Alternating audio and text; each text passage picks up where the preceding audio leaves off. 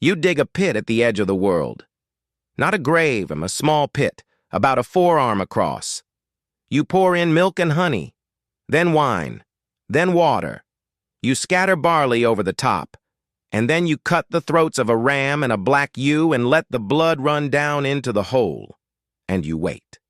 Because the smell of that blood carries somewhere it shouldn't, and something down there smells it.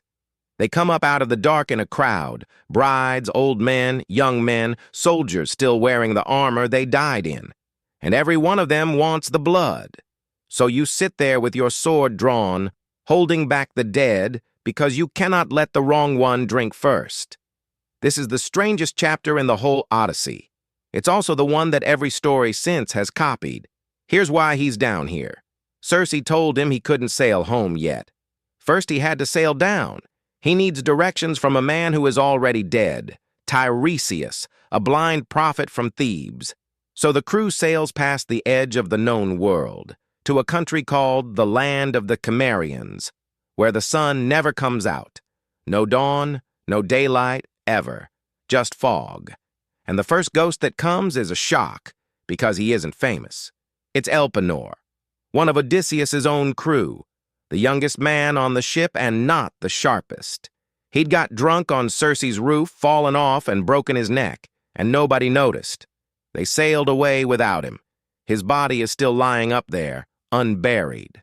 So the first thing that happens to Odysseus in the land of the dead is one of his own men asking him, "Please, go back and bury me. Don't leave me like that." Then Tiresias drinks the blood and tells him the future, and it is not good. "You will get home," he says, "but late, and broken, and alone, on a stranger's ship, to find your house full of men eating your food and courting your wife, which is, almost word for word, the curse the blinded Cyclops asked his father for 2 episodes ago. Odysseus is standing in the dark, listening to his own punishment being read back to him, and then a ghost steps forward that he was not ready for at all. It's his mother. He didn't know she was dead.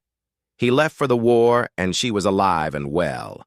And now she's standing in front of him, and she tells him what killed her, not illness, not old age, waiting. She died of missing him, and Odysseus does what anyone would do. He reaches out to hold her. 3 times he tries. 3 times she passes straight through his arms like smoke, like a shadow, Homer says, or like a dream. Here's the thing nobody tells you about the Greek underworld. It is not a reward, and it is not a punishment. It's just where everybody goes. There's no heaven for heroes down there. The good and the wicked, the brave and the cowardly, kings and beggars, all of them end up in the same gray, dim, half-lit nowhere, drifting about with no strength and no purpose, barely themselves anymore. That's it. That's the whole arrangement, which brings us to the most surprising line in ancient literature. Because Achilles is down there, the greatest warrior who ever lived, the man who was offered a straight choice, a long, quiet, ordinary life, or a short one with fame forever, and who picked the fame. And Odysseus, trying to be kind, says, "Don't grieve, you're a king among the dead." And Achilles tells him no. He says he would rather be alive and working as a hired hand on somebody else's farm, landless, nameless nobody, than be lord of all the dead. The most famous hero in Greek storytelling, right in the middle of a heroic poem, says the heroic bargain was a bad deal. And then there's Ajax. They'd argued once over a dead man's armor, and Odysseus won, and Ajax killed himself over it. Now Odysseus tries to apologize, and Ajax says nothing. Not one word. He just turns and walks away into the dark.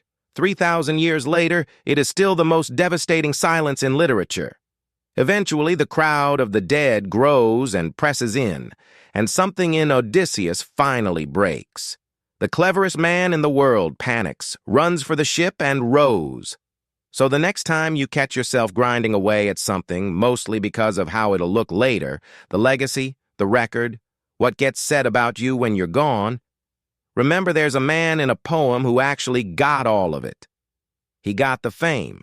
He got remembered for 3,000 years, which is more than you or I will manage.